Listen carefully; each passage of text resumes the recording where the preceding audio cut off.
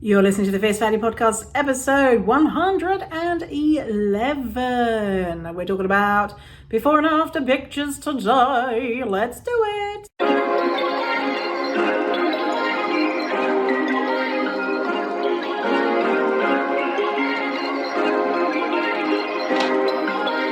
Perfect. I'm Victoria Wellesby, TEDx speaker, best-selling author, and fat activist. I have transformed my life from hating my body with desperately low self-esteem to being a courageous and confident, fierce fatty who loves every inch of this jelly.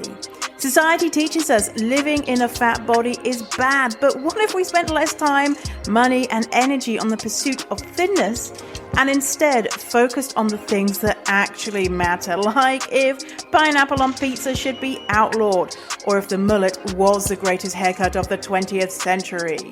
So, how do you stop negative beliefs about your fat body controlling your life? It's the Fierce Fatty Podcast. Let's begin.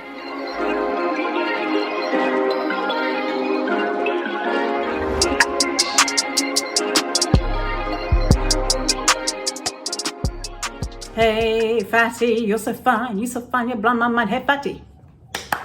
Hey, fatty. Hey, fatty, you're so fine, you blow my mind. Hey, fatty. Oh, fatty, you're so fine, blah, blah, blah, blah. I don't know the lyrics, but just blah, blah, blah, blah.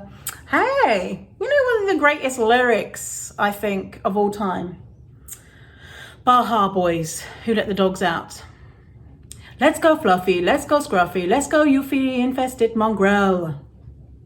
It's just a great line. And I think it's a great line to say to your friends when you're ready to go. Let's go Fluffy, let's go Scruffy, let's go Euphy infested mongrel. Someone just texted me, we're still, I was still streaming. We just did a stream on, Fireside, and I hadn't ended the show, so probably people could hear me having a little sing-song with you, but that's okay. I just ended the stream. So we've got another episode with Summer today, the person with loads of letters in her name. And episode of Death to Diets, where we were talking about before and after pictures, and not only the standard before and afters, but the, where someone loses weight and after they've been on a diet, but also the quote unquote body positive before and afters, where people have quit dieting and now they show a picture of them now that they look at me, I'm so happy now that I don't diet, but I'm also have a bigger body, look how thin I used to be, type of thing. So that's what we are talking about today. I like these episodes with Summer because I like having a chin wag. When I do an episode of my own, you lot can't talk back to me. It's so rude. Why don't you respond? Why don't you talk to me? So I like having someone to talk to. But I don't want to do, I still don't want to do have guests on the show because it's just too much of a ball ache, honestly. It's just too much of a ball ache to get people booked in and reach out to people. And I'm sure if I started letting people on the show, then I'd get loads of pictures of people who were like, oh, I like dieting and la la la la, and it'd be annoying. So anyway, it's just going to be me from now on. But we've still got another, we've got 6 episodes in total of Death to Diets, and this is the third one. So we've still got 3 more episodes with Summer. And I do like it, it's having a friend. So let's get into the episode today. I hope you enjoy it, and I hope the Baja Boys is going to be stuck in your head, or that other song that I said about fatties. It gets stuck in your head forever. Okay, so let's go into this episode. Why did we come up with this topic? I don't know. You came up with it, didn't you? Tell me the story. What I was getting on an airplane, and I was like, I wanted a magazine. And I was at the airport, and they had the People magazine, and it had Betty White on the cover, and it was so weird because it was like the day or two after Betty White had passed away. But it was the cover celebrating her turning 100, because obviously they had like put this magazine together prior to her passing. So anyways, I bought the magazine, and one of the sections, which was interestingly enough buried in the back, was the section about like these people lost half their size. And I don't know if you remember this, but that used to always be the cover story for People magazine in January. Like I remember that was always on the cover. So it was interesting that it was buried in the back. There was no mention of it on the cover. At least I don't think so. Betty White did her badassness and was like, bitches, I'm leaving. Put me on the cover and put those other shit into the back. Exactly. That's what I'm thinking. Yeah, so I read it for research, and it just got me like just super fired up about it. And I thought we could have a really cool discussion, because we also see kind of like in the reverse before and after in the body positive world. So people showing, like I used to be thin and now I've gained weight and I'm actually happier. And we wanted to have a discussion around both of those things, because it's just sort of interesting, the impact that these pictures and the narrative that the impact that it has on us. Mm-hmm. Yes. And I have been exposed to this recently, because I don't know if you know, Summer, but you can actually check out magazines from the library.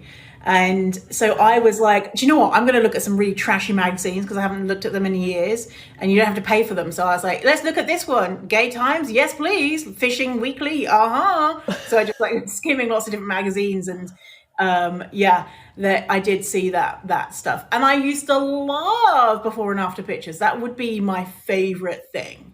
So I was wondering, did you? Because I'm trying to remember if I did. I don't know. I loved it. Yes, because I used to be like, oh my God, they used to be such a fat loser like me. And now look at them. Like they've changed their life around. If only I do what they did, then I can be like them. So yeah. Totally. Yeah. So you used to actually find that inspiring. Oh yeah. I loved it. Whenever I'd get the Weight Watchers magazine, and it was my goal to be in the Weight Watchers magazine, because I was like, I am my what do they call it? The leader was like, oh, you could be in the magazine. And I was like, yes. And thank fuck it never happened, because I didn't quit, diets. It just didn't happen. Yeah. But anyway, yeah. Well, so.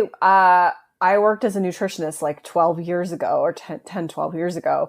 And I used to take before and after pictures of my clients and like do challenges where we would take before and after pictures. And so I feel really bad about it now, because I realize like how damaging and problematic it was. But I can't even imagine you doing that, Summer. Like, it's just so foreign to everything I know about you. Yeah, but it's like when that's your business, like that, I mean, that's what a lot of people use to sell like nutrition services and things like that.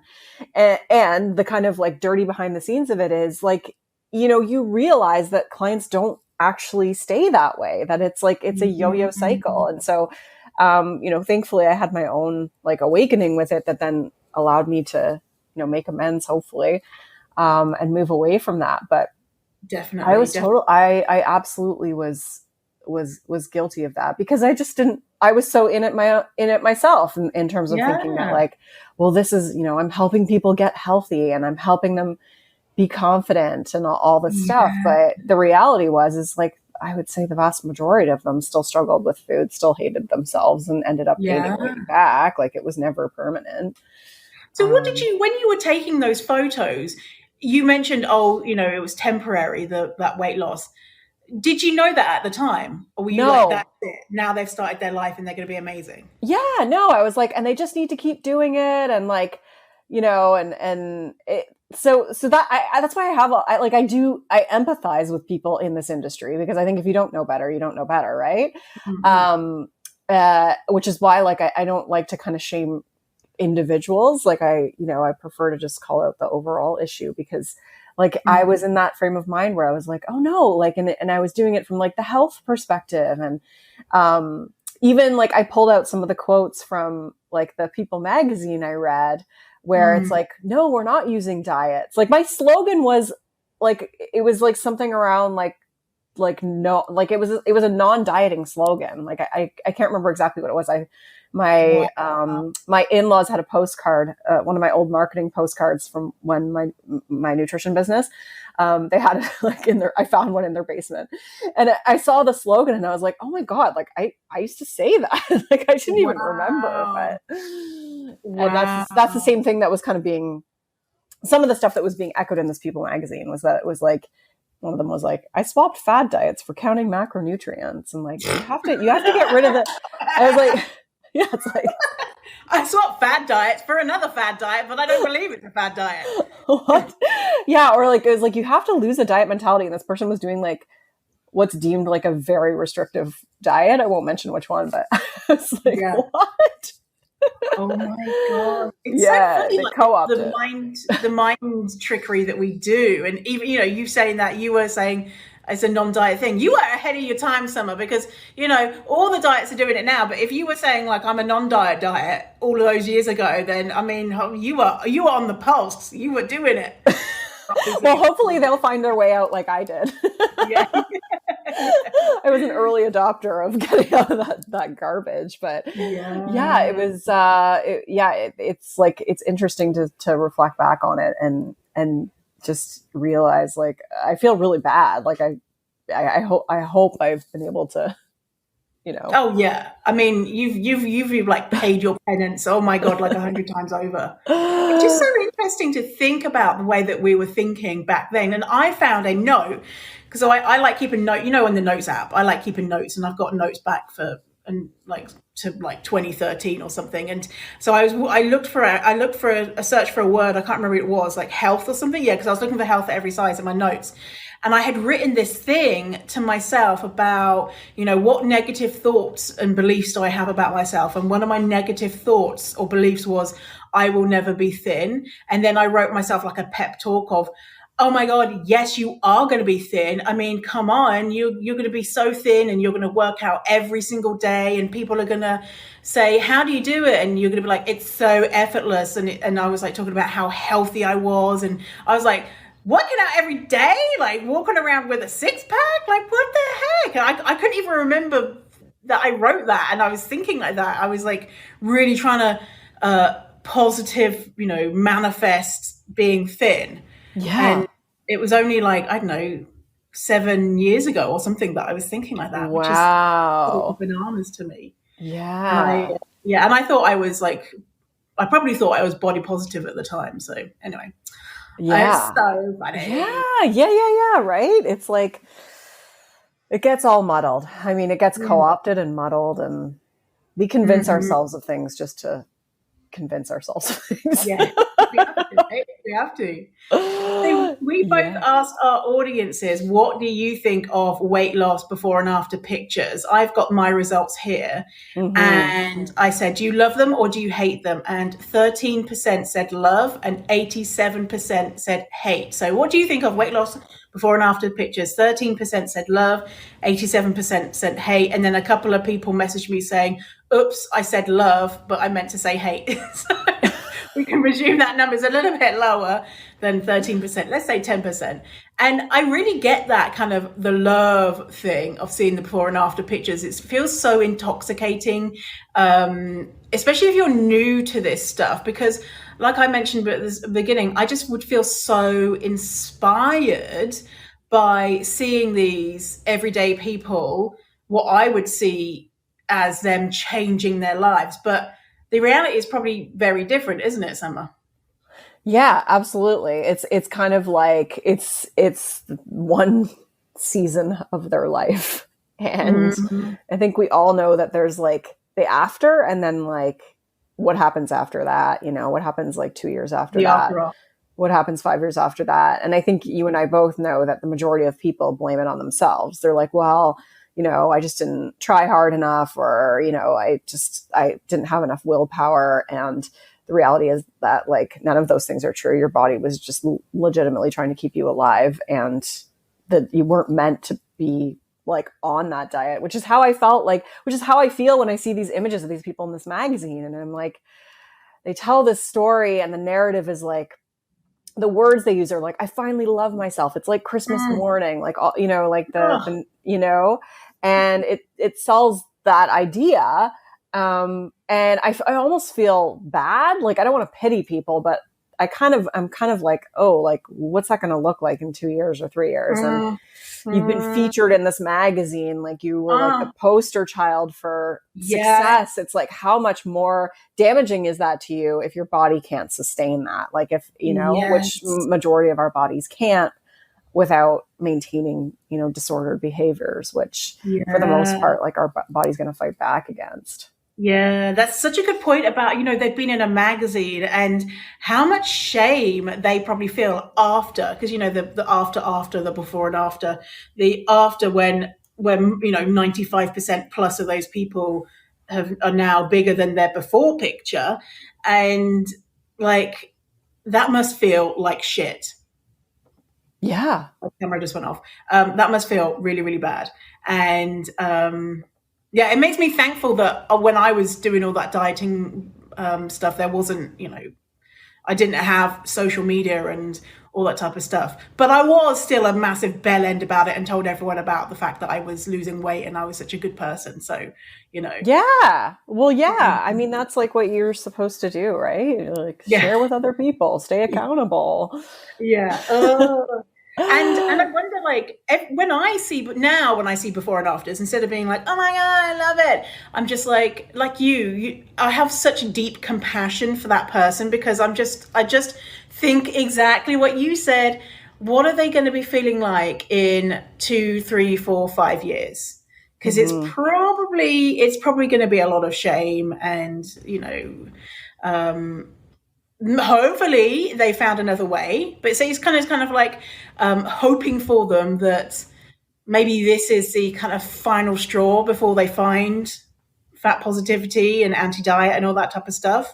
Yeah. But, you know, you never know, right? So yeah, because for a lot of people, it's a lifetime sentence. Membership. More grim is to call it a life sentence, but yeah. Yeah.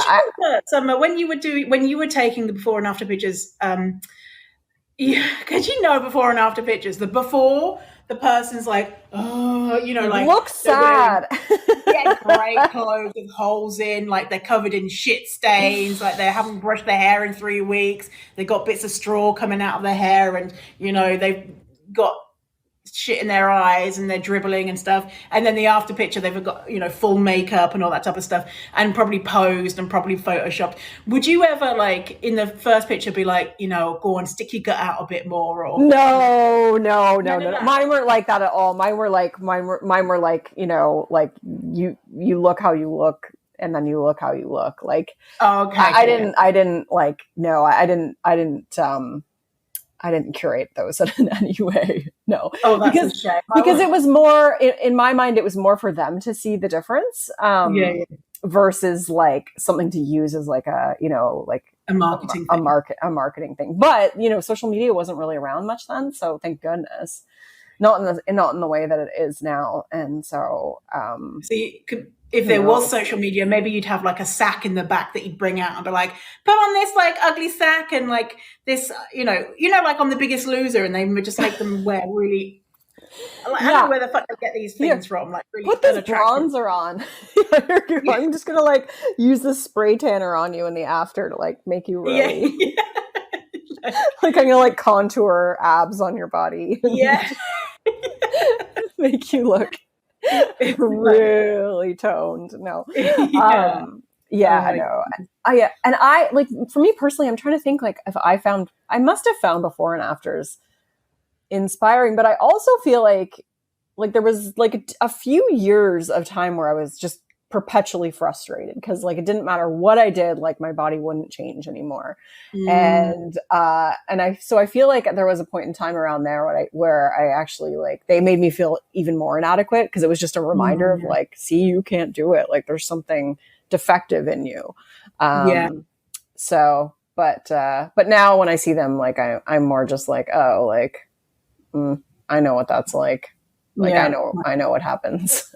Yeah. I'm like, wah, Yeah. wah, wah. And I'm if any come up in my social media, I'm immediately block. Oh God, I don't want to see that shit. Because even me, who I do this work constantly, that type of stuff can still be triggering. And so I'm like, get that out of my brain. So I don't know. I just think for other people who are still on the journey, and if they haven't curated their social media and they've still got things like that, because it's kind of, like, oh, I kind of like looking at it, how much that's affecting people to still see before and after pictures. So my advice is, if you still have anything like that, because like, oh, I know it's like a guilty pleasure to see it, I just really like looking at it, just get rid of that shit. It's probably not doing anything good for your brain. Yes. And my survey was similar. It was like, actually it was stronger. It was 96% dislike and 4% inspiring. And someone said that it triggers feelings of not being good enough, and it takes them right back to where they were when they were in that headspace. So yeah, I mean, obviously our results are going to be biased because the majority of people that follow us have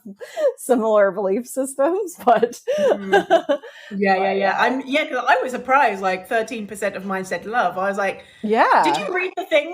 Probably. They might have read it wrong because you put love first. Like when I saw the screen capture of yours, it was a little like my mind would have thought the hate would be first, but you probably did get a couple people who hit it incorrectly. Yeah, I would say. Yeah.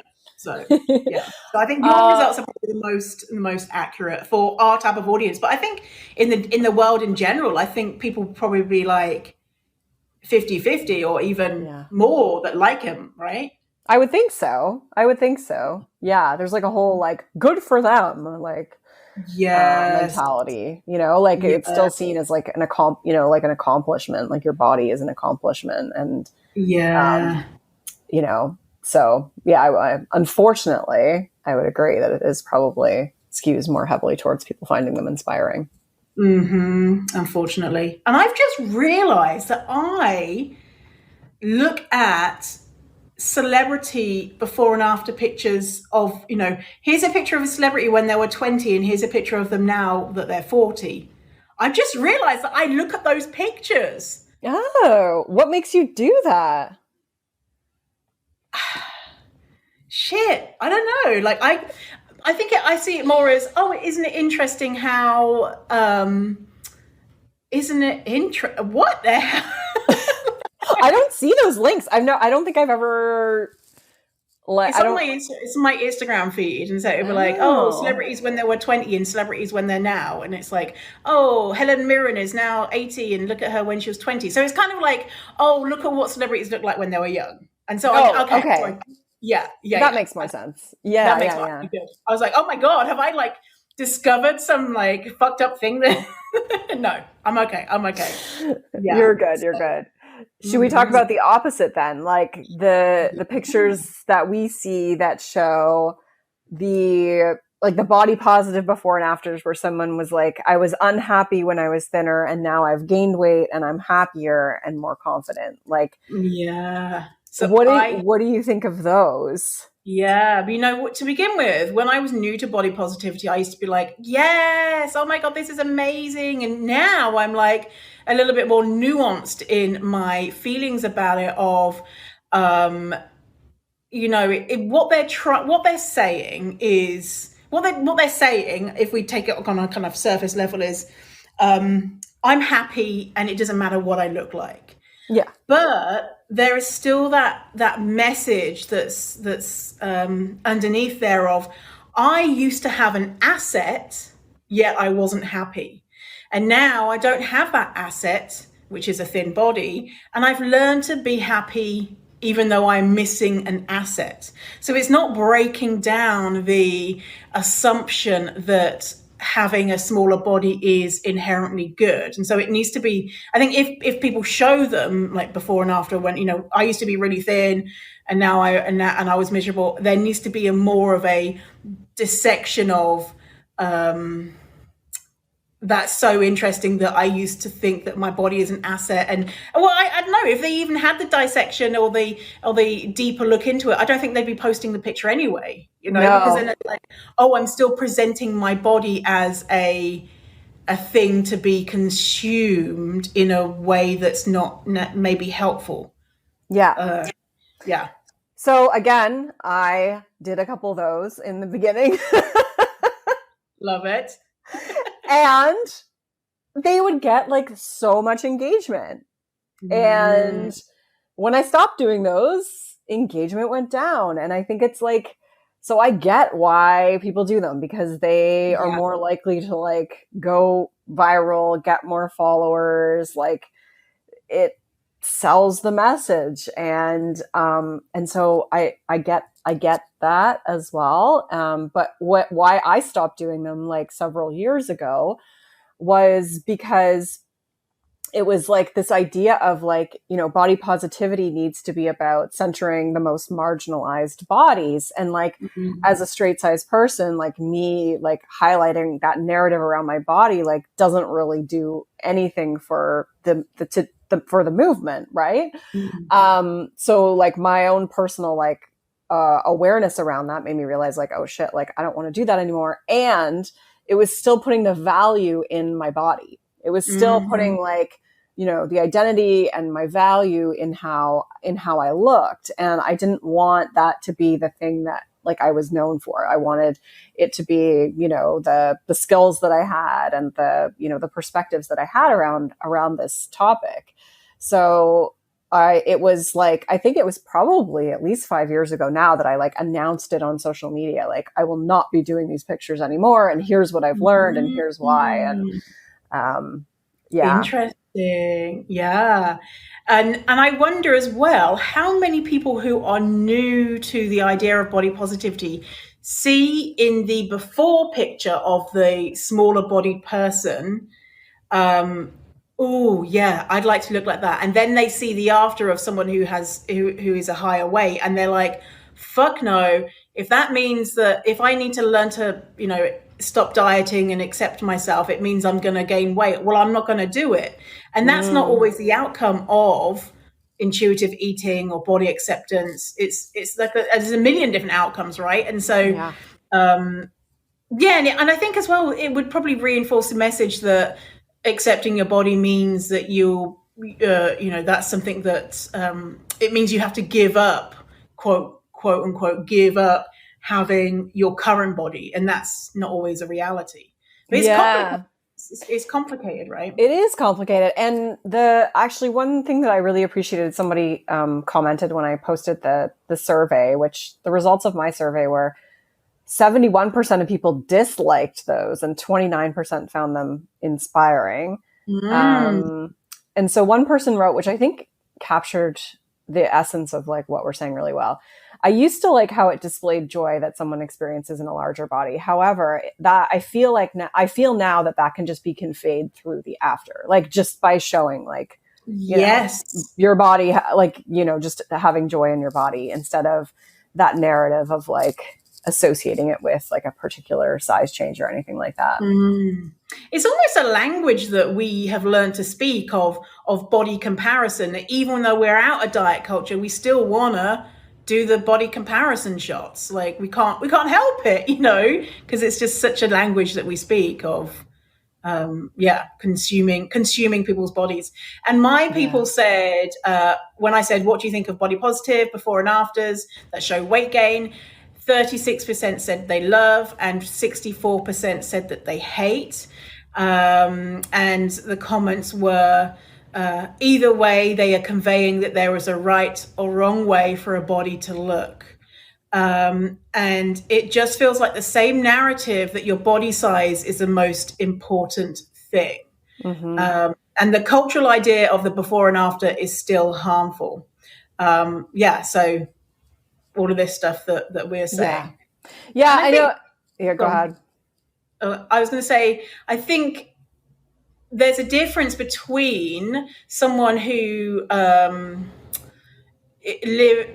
their before is they were living in a bigger body, and thereafter is they're living in a bigger body, versus someone who is straight sized, showing still another straight size, slightly bigger straight size body. I think there's a difference in harm created there between oh, look at me now, I'm so fat, when they're still straight sized. Because then someone like me will see, a fat person might see that straight sized body and be like, oh yeah, look at you accepting that hideous body. Really? Like, I've never had a body like that. Like, really? What would you think of my body if you think that you're accepting this? You're like a charity worker accepting that hideous body that you have, but clearly you have a normative, socially acceptable body.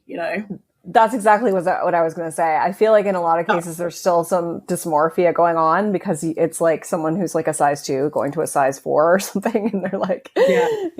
and that's not to judge them at all. Like, that's not to judge people experiencing that. Cause that, I get that like you can experience those levels of shame and whatnot, but from taking like, the outsider's perspective or thinking about like, what would someone who is fat feel like, how do they feel, how would they feel seeing this? I think is really, it's a really important consideration because it's like, it's exactly to your point. Yeah. It's like that show. I never really watched it, but This Is Us with Chrissy Metz. Did you ever watch that? I never watched it. No. There's a lot of fat phobia in it. So, but I watched it. I watched like maybe the first season. And anyway, they go to a diet club, and it's lots of fat people. And then there's like one thin person who's like, "Oh my god, I'm so ugly," and everyone, the fat people are having to comfort her and be like, "No, you're pretty," and it's just like. Kind of feels like that, and that kind of segues into the thing that actually gets on my tits. And like where I'm like, oh, I really wish that people wouldn't do this, like, because it's very, very harmful. And that is when influencers, it's almost always influencers, twist themselves into like pretzels. They bend themselves over 100 times to try and get a tiny little stomach roll, which is normally just their skin. And they post that picture saying, oh my God, hashtag I'm so brave for going out with this, I've learned to love and accept my body, even though that, look at this role that is here. And also the pictures where it's like, oh, look how bloated I was at 2 p.m. And then, oh, look at 8 p.m. My stomach is so flat. Oh, it's only because I have a uterus. And so if you're fat, don't worry. It's probably only because you have a uterus. You're not actually fat. LOL. I'm just like, what? Stop that now. Yes. I don't see those pictures anymore, thankfully.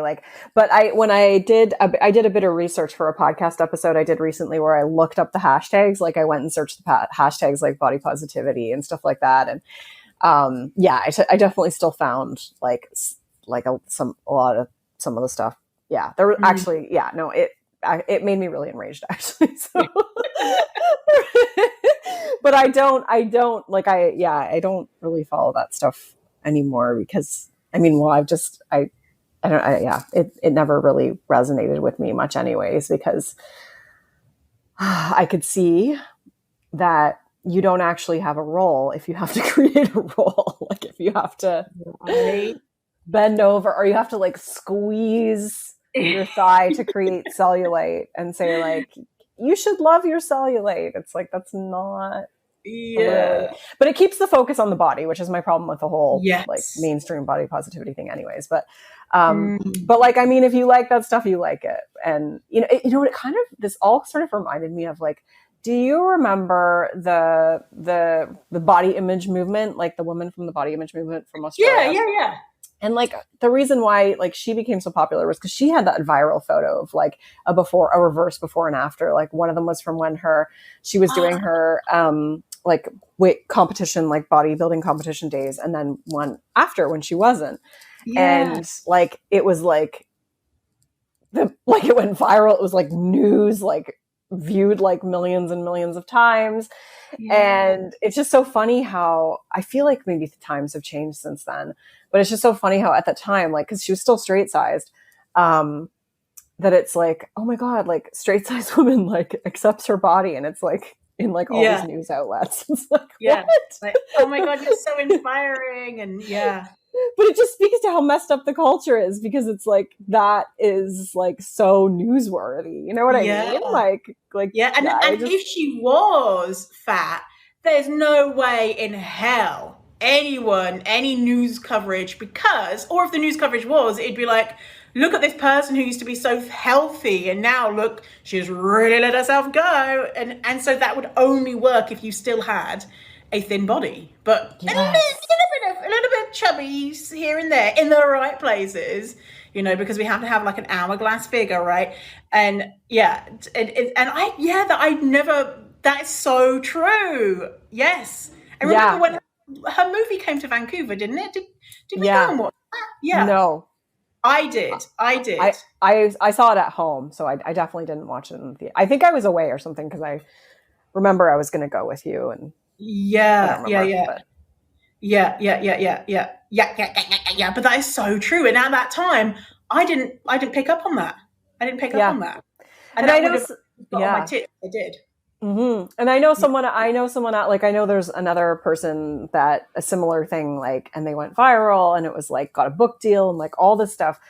And they were like maybe a size 6 or something, like maybe like it's like, woman embraces her body. It's like, what? Yeah. But I say what, like, not like I'm judging the person. That's not what I mean. It's like, come on, like, that's newsworthy. Like, please, like the tide needs to be shifted so much more than that. Yeah.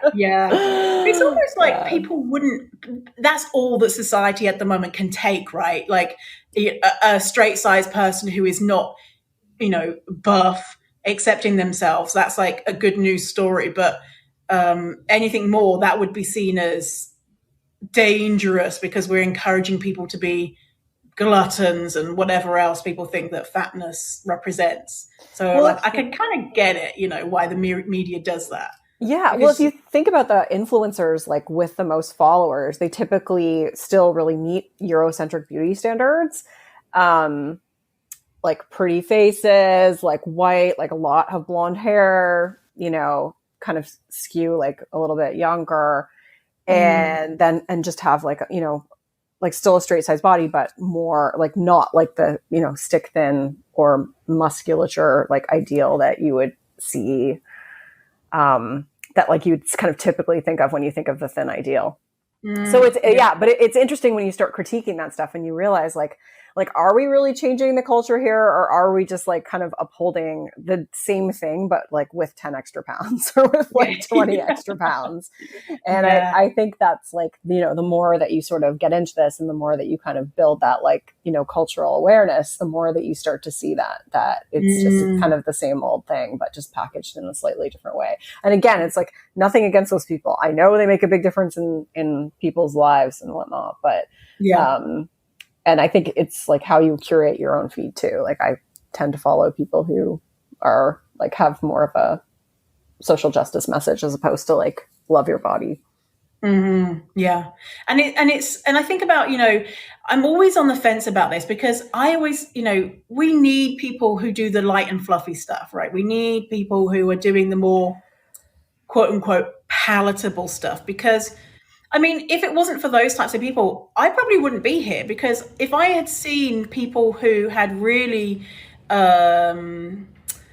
made me have to think deeply about fat phobia, I would have been scared off and been like, oh, I don't want to be like fat and horrible like them. I would have run off and continued at dieting. And so I think we need those people, but then also the fact that we need them actively harms more marginalized fat people, because if we're centering smaller people, white people, able-bodied people, etc., it means that the spotlight is naturally not on the people who are in the greatest need of justice and resources and all that type of stuff. And so it's like, I'm always struggling with it, of being like, we need it, but it's really harmful. And so I think those types of people, if they are able to recognize that and be like, okay, right, I just have this body and this is it, whatever, let's bring on,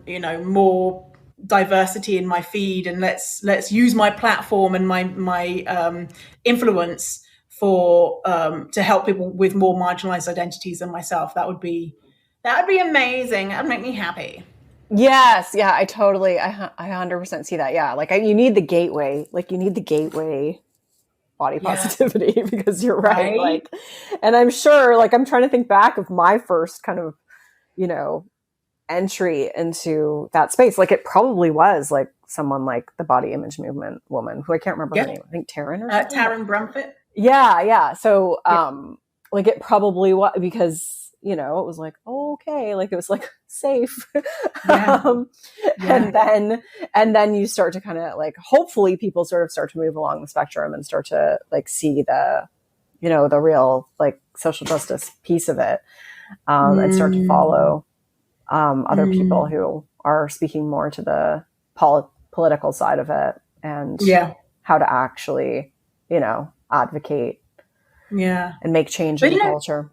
Even saying that, it's like, but then also the more fluffy stuff is making a change because it's kind of slowly moving things along. But then again, exactly what I just said, it's also harming people. I don't know.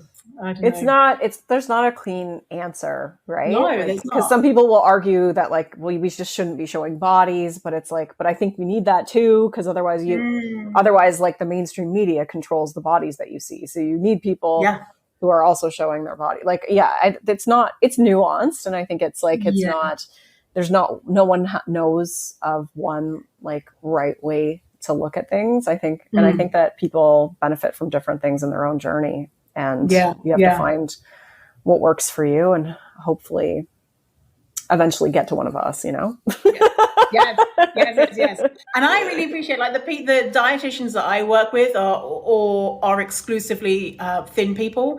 And I appreciate so much when they bring me in as a fat person. It's because it's kind of like with their body, they're vouching for me, right? Because like their audience probably couldn't stomach a fat person, maybe where there are some, obviously lots of them could, but some of them maybe wouldn't navigate or, towards me, but they're using their body almost as a kind of vouching for me.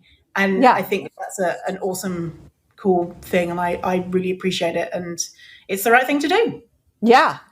No, there's definitely good people out there. So that's positive. All right.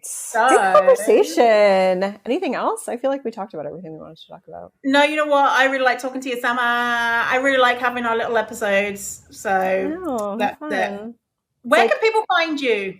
They can find me at thebodyimagecoach.com. And my podcast is called Eat the Rules. And I'm at Summer Inanen on Instagram and Facebook and Twitter. What about you? Have you seen this new... Sorry, I'm doing all the time interrupting you. Like at the end of the sentence, I'm like, have you seen this new book? I think you'll like it. Laziness Does Not Exist. The book? Dr. Devon Price, yeah. I have heard of it. I think Matt McGorry posted it like a few months ago, and I remember bookmarking it, but I haven't read it. No. Is it good? I'm reading it right now, and just it's totally to do with rules, and it's totally aligned with diet culture. And Dr. Devon Price is fat positive and all that. Yeah. Anyway, it's really good. Yeah, I've had a couple of people tell me that they really enjoyed it too, so I'll have to check it out. Yeah. So where to find me is fiercefatty.com, on Instagram Fierce Fatty, podcast Fierce Fatty, book Fierce Fatty. Yeah. So Fierce Fatty, my new name Vinny Wellesby.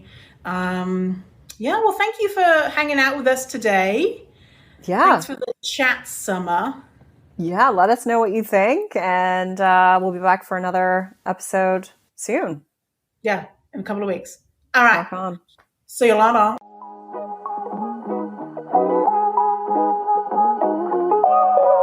Thanks for listening to the episode. And if you feel ready to get serious about this work and want to know when the doors open to Fierce Fatty Academy, which is my signature program where I teach all about how to overcome your fat phobic beliefs and learn to love your fat body, then go to fiercefatty.com/ waitlist. Again, that is fiercefatty.com/waitlist to get your name on the waitlist for when Fierce Fatty Academy, my signature program, opens.